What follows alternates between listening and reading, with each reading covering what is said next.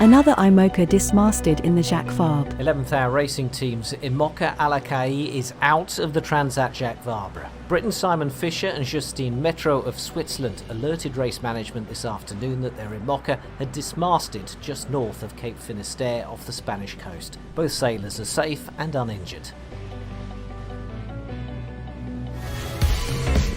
For the rest of the fleet, the wind is back.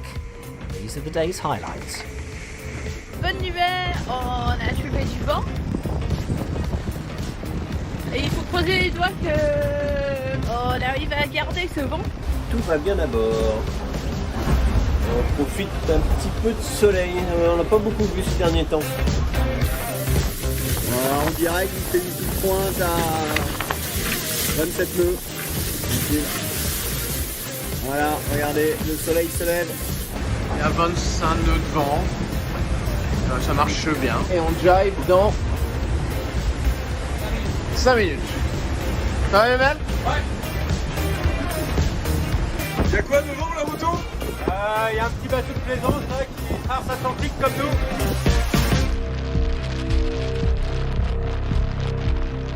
Petit croisement avec Initiative Cœur. Tout va bien à bord autour du Cape Finisteere. On a enfin du vent. Jussier and Loison remain at the head of the Class 40s. Apivia is dominating the IMOCA fleet. In the Ocean 50, Coesio is still one step ahead of the chasing pack. And there's a change of leader in the all teams with Maxi Edmund de Rothschild pulling away.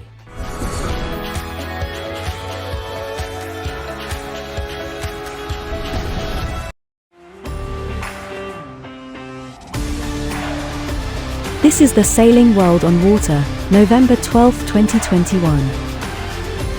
These are highlights in the sport of sailing in the last 7 days.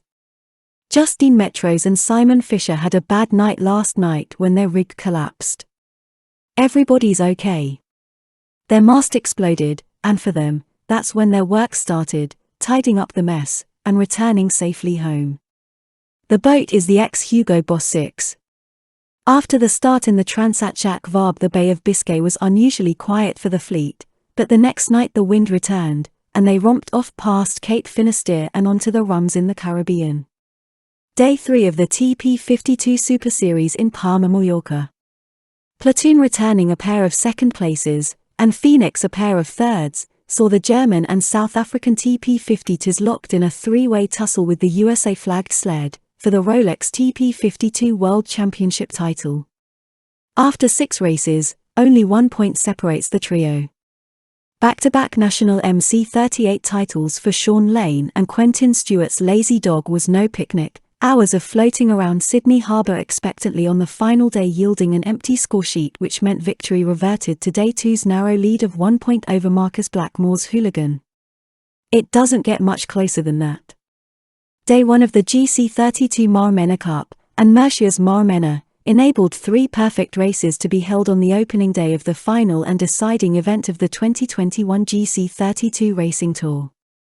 Coming ashore at the Club Nautico Lo Pagan, 2 of the race favourites, Alinghi and Black Star Sailing Team, are tied on equal points with Ernesto Bertarelli's team. Ahead on countback. The leading prototypes in the Mini Transat Eurochef are expected to finish today in Martinique after an interesting race. Firstly sent to land to wait out a storm, and then fighting calm seas and no winds, battling to the finish. At least the 90 skippers will remember this one. Now back to the Atlantic and the huge fleet in the Transat Jacques Varb.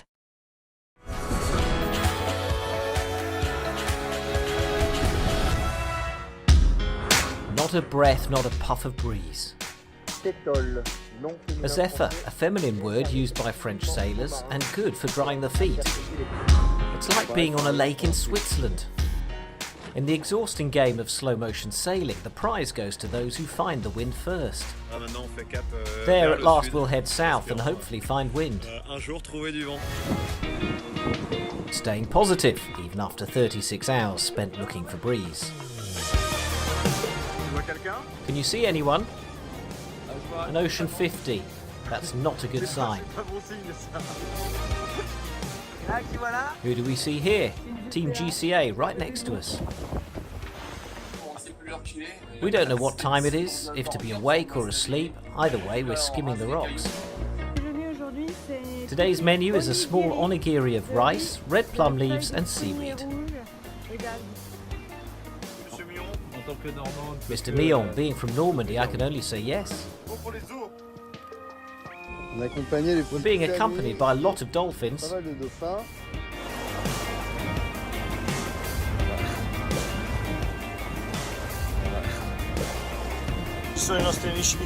We're on Coram in the Bay of Audierne. Navighiamo al traverso della baie d'Audierne. Attention, on arrive. The Nicolas Jossier and Alexis Loison pairing have got away, growing their lead in the Class 40. In the Imocas, Apivia is still in front, but the rest of the fleet is closing in. In the Ocean 50, Coesio won the race to exit the no-win zone, whilst Sodebo is leading the all teams as they approach Cape Finisteere.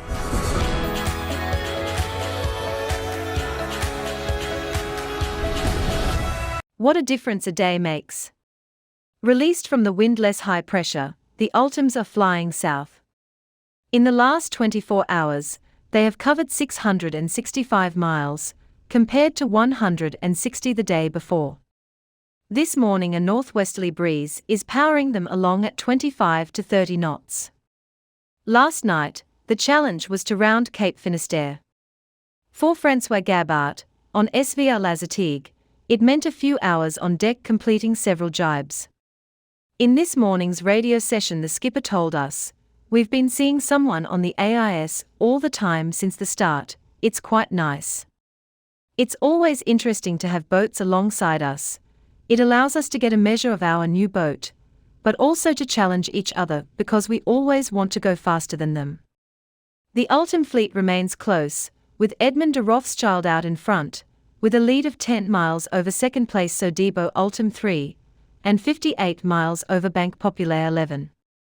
The 50-foot multi-hull class is now also heading south with Erwin Leroux and Xavier Macaire on Coesio, out in front. With the breeze up, the sailors are enjoying the return to fast racing, as Tibor Vorchel-Camus, on Solid Iris, En Pelotonacep, explained on the radio this morning, "We are in competition mode with Primonial, race on. Now, we're going to continue to work hard to keep up with Erwin." The Coesio crew are fast but still only have a 5-mile lead this morning, and will face some big decisions later. Should they follow the coast or head for the middle of the Atlantic? They'll need to decide before reaching Lisbon. The monohull class fleet now stretches over 288 miles. At the head of the fleet is Apivia, who has managed to extend her lead to 32 miles. Behind Charlie Dalen and Paul Maylath, the fleet is spreading out across the Bay of Biscay, in small groups of 2, 3, or 4 boats. "We're not too far behind our rivals, so we're trying to hang on to stay with them," explained Sebastian Simon, Arkia Paprec, currently 6th in the rankings. Struggling at the other end of the fleet are Antoine Cornic and Jean-Charles Leroux, EBAC, who are finding it hard to make it south. In a note from the boat received last night, the skipper said, "It's difficult mentally to see our friends leaving whilst we're powerless. It's a long way to go, and we're fighting like crazy to get the boat moving." The 40-footers have all finally now made it into the Atlantic, but speeds are not picking up. For the moment, only the frontrunners, La Manche, Evidence Nautique, and Volvo, positioned further south, are managing to get some breeze. However, today should see the end of this frustrating and complicated state. The 45 Class 40s should have an easterly wind again by the end of the day as the ridge of high pressure breaks up. 100 miles to the west of the pack, Polka Dot is the only boat to have separated from the rest. Alex Marin Jr., USA, and Murphin Owen, Great Britain, have decided to look for low-pressure systems in the west. They should find winds of 30 to 35 knots upwind tomorrow as they approach a low. In a note from the crew, they explain the decision. "We are very far from the rest of the fleet. The routings have started to point us west to try and stay in the breeze, especially with the new low-pressure systems that are supposed to pass. It was a tough decision to make as no one was doing it in any fleet. We'll see if the option pays off for the American-British duo.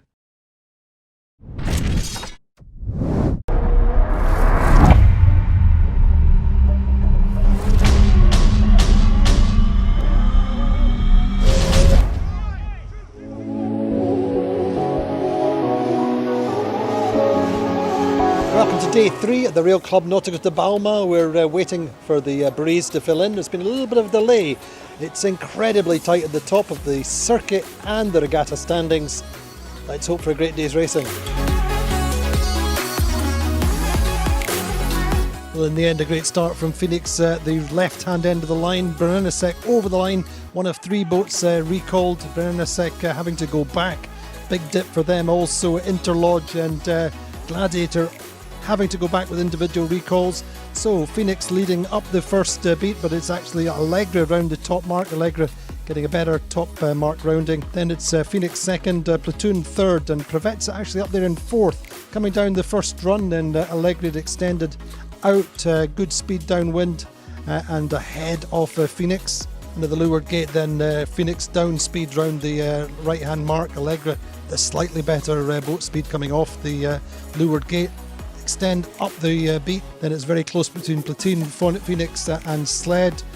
So the top mark Allegra have extended, then round in second is Platoon, close behind between Phoenix and Quantum Racing. It's all about the final run for these 2 boats, you would think, but Allegra extend nicely down the second run. Very patchy breeze, very puffy, and through the finish line. It's a win for Andy Soriano's team on the Allegra with a good lead, but it's incredibly close behind them. A super close finishing coming up.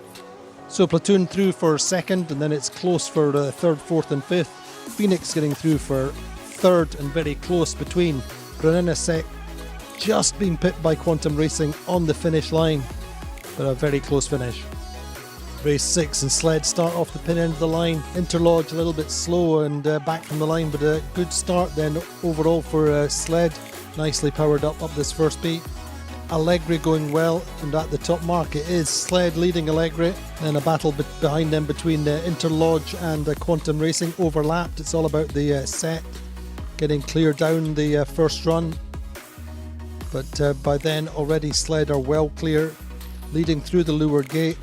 Breeze is really up and down all the time, and we saw Platoon going to the far right coming down, but really making a solid gain coming down there, and they're in second up the second beat. Sled well clear of Platoon. These 2 had stepped well clear, and they were around the final windward mark with Platoon giving chase, but it's already looking like Sled's race, and Platoon in second. Down the final run, actually the breeze goes way ahead, and a big shift down the final run. Kites are down, they come through the finish line. A win for Sled, and Platoon, a solid day for them. 2 second places. Great result for Harmula Spear and the team, the world champions. Phoenix through in third, a solid day for them as well. Sprint finish, Pravetsa coming in next, then Allegra. Brennesek just to weather. Not such a great day for Quantum Racing, losing places on that final run. Well, after 6 races at the Rolex TP52 World Championship, it's Phoenix leading on 21 points. Second are Sled on 22, Platoon also on 22, and third place in Quantum now on 28. My nerves are gone too. That was just crazy racing out there. Any tactician that sort of says they know what's going on, I think would be lying. It's just insane racing. It's crazy. It's very hard to predict, and we're just along for the roller coaster, but we're really happy with 2/3 today on a day like that. And the Super Series circuit standings, Sled leading now on 66 points, 1 point behind our Platoon on 67, and Phoenix on 68 in third. It was difficult for everybody, me included.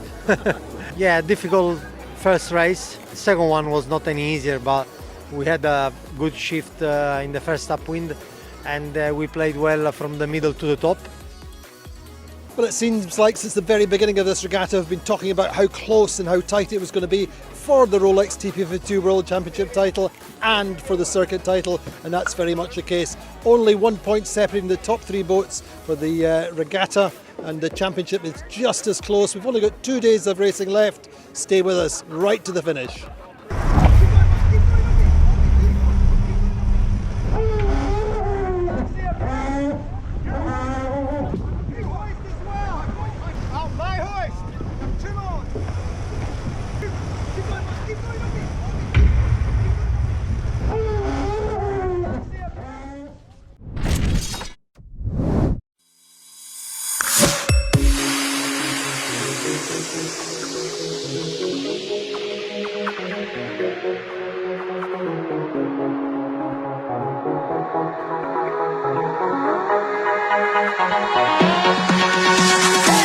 G'day, how you going?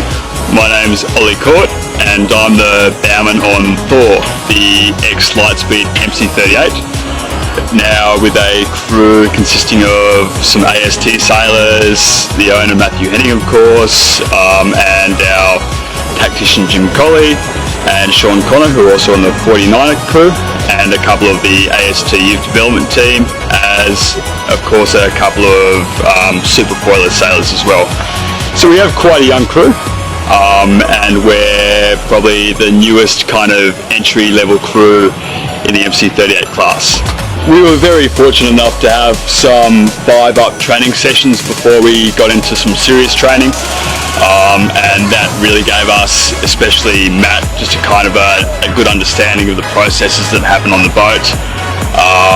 We were able to get 1 or 2 full crew training sessions in towards the Nationals Regatta, which really puts in quite good stead. So going out yesterday felt quite familiar, but still understandably quite interesting, you know, as it has been some time since we've been out sailing in a regatta. So it's fantastic.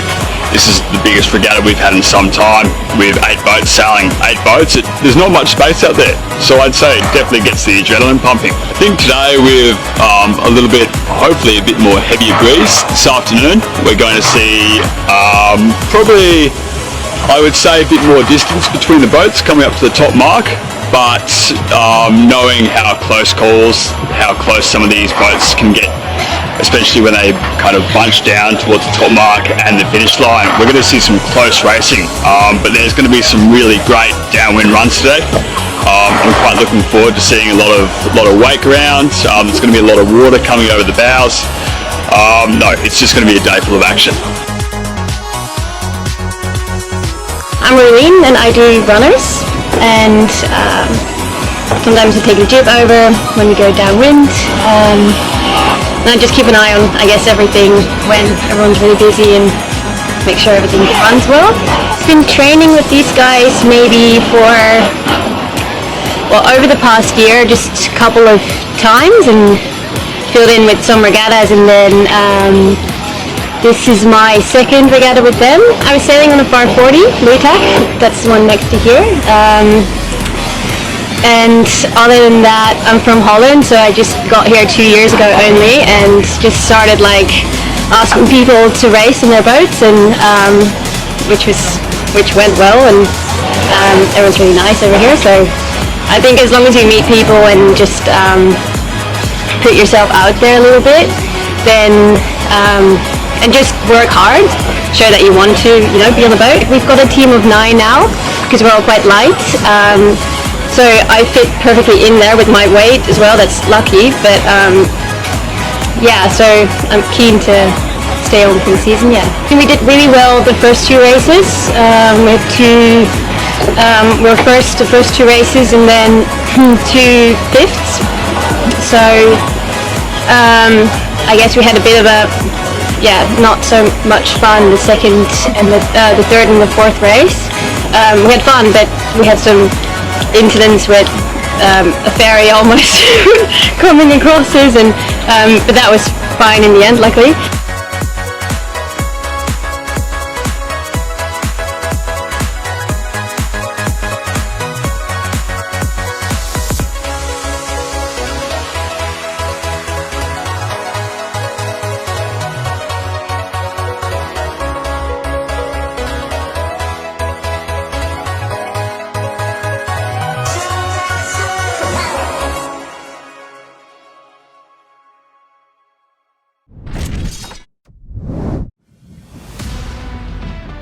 It was actually a very nice day. We went out with 16, 17 knots of breeze, then the wind dropped a little bit, but we managed to make 3 good races.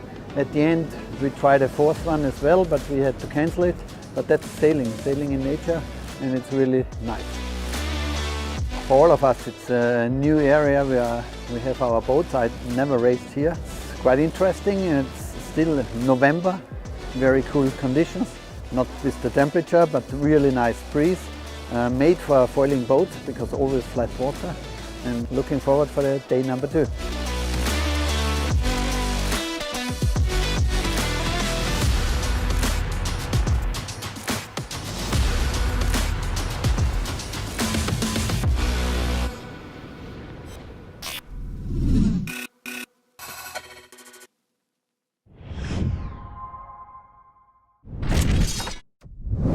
While the first are now less than 500 miles from the finish and are expected on Friday in St. Francois, the fight is intensifying within the fleet of the 23rd Mini Transat Eurochef. Among the proters, the first 3 of the first stage, Tanguy Burelec, Boat 969, Tolek MP, Pogo, Fabio Mussolini, 945, Tartine Sands-Burr, and Pierre Leroy, 1019, Teamwork, seem well on their way to each keep their place on the podium. It remains to be seen in what order, even if things are starting to take shape slowly. On the other hand, the situation remains much more uncertain in the series boats where the first 3 are held in less than 8 miles and the first 10 in less than 50. Uncertain both for the stage and for the general. The wind rarely exceeds 13 to 15 knots, but we had a gust of 20 knots in our first squall yesterday. There are big oscillations, with tilts up to 50 degrees, reported the skipper of Petit Prince, one of the 7 support boats of the event, to the race management, on Wednesday. As we approach the West Indian Arc, there is logically more and more instability in the air. Sailors must therefore anticipate sudden variations in the wind as much as possible. Adapt the sails accordingly to avoid being surprised and potentially breaking equipment, but also to remain as efficient as possible, because at this stage of the race, and especially given the context, each mile gleaned may prove to be decisive. Everything remains to be done, and we must especially not arrive with regrets, so we must give everything. Let go of the horses, as they say, even if after 12 days of racing in this second stage, and almost as many during the last month for a large majority of the competitors, fatigue is felt, both on the bodies and on the machines. Among the proters, Pierre Leroy still leads the dance, with a 62-mile mattress on Fabio Mussolini, who never gives up, and 91 miles on Tanguy Burelec, who indicated by message to the race direction that he had succeeded in solving a technical problem this morning. Information, although imprecise, which perhaps explains why the current leader in the general classification has experienced a few phases much slower than his opponents in recent days, but which also suggests that the Finisterean will finish his race on the hats of wheels, having regained a large part of the potential of his pogo foiler.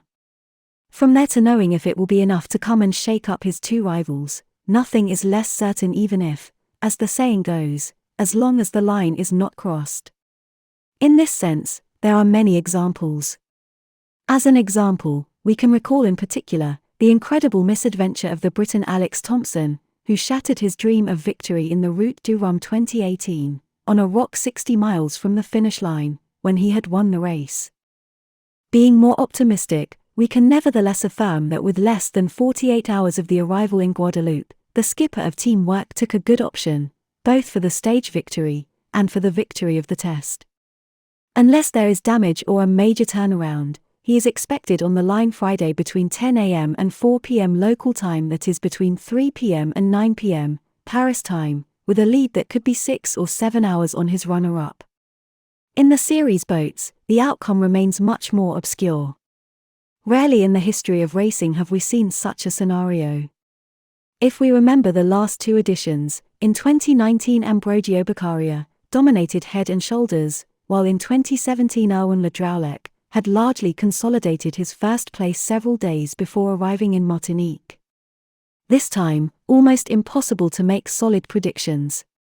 For days from the finish, the ETA, in this category, fluctuate between November the 14th and 15th depending on the latest routing, the three leaders, Gianmarco Sardi, 992 and Justine, Alberto Riva, 993 Edilisi Acrobatica, and Loic Blin, 872, Technique Royal Les Entrepreneurs du Golfe, is held in only 7.5 miles and behind. Things are jostling at the gate despite fairly significant lateral gaps. As proof, within the top 10, no less than 160 miles separate Quentin Riche, 947 race for Pure Ocean, the most northerly, from Hugo Dallin, 979 YC Saint Lunaire, the most southerly. Keeping up with the pace, slaloming as best as possible between the squalls will certainly be key points at this end of the race, but there will also be issues of angles. In fact, on the outskirts of the Caribbean, the wind tends to shift a little to the east under the effect of the Azores high-pressure system. This means that the more northerly competitors have a slightly more favorable angle of progress than their mates on the opposite side of the water. In short, we will understand, the dice are still far from being cast.